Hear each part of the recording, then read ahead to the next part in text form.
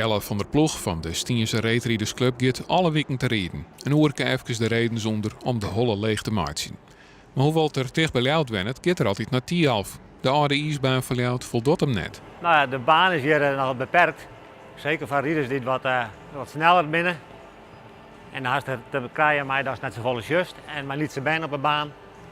En die Heerenveen is de grutter en gescheiden.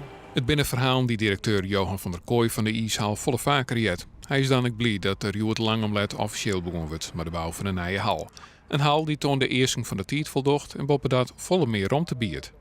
Uiteindelijk als je dan begint hier eigenlijk ergens de boetenmoren. En daarin staat facilitaire bouw in. Technische ruimtes, kleedkamers, horeca. En dan just aan de rechterkant just de 400 meter hal. Dat is just de ringbaan ik al wel wat lezen. En aan die kant komt de blauwe hal, geschikt voor ijshockey en shorttrack en dergelijke, kunstrieden. Dus dit is het hele gebouw.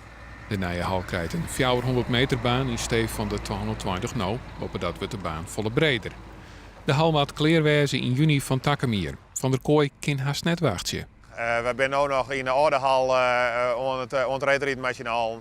Maar een grotere hal, daar zitten we op te wachten. Maar ook een hal met een koelinstallatie die gewoon vol gas aan kan. Vergeleken bij de oude hal wordt dit natuurlijk een fantastische hal. Daar zitten we heel erg op te wachten. Maar net alleen de meesten van de ijshal zitten bot te wachten op de nieuwe baan. Ook de verenigings die de gebruik van maken, denken ervan profiteren te kunnen. Als vereniging uit Stiens en omjouwing vinden we het natuurlijk ideaal dat we straks in Ljout op een 400 meter baan rijden kunnen. En dus het is echt ons doel om dat zeg maar, direct vanaf het begin te doen. En dan hopen we dat het scheelt in ieder geval qua tijd, een heleboel.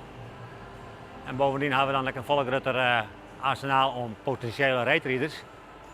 En daar hopen we tenminste dat we een beetje groeien kunnen als vereniging.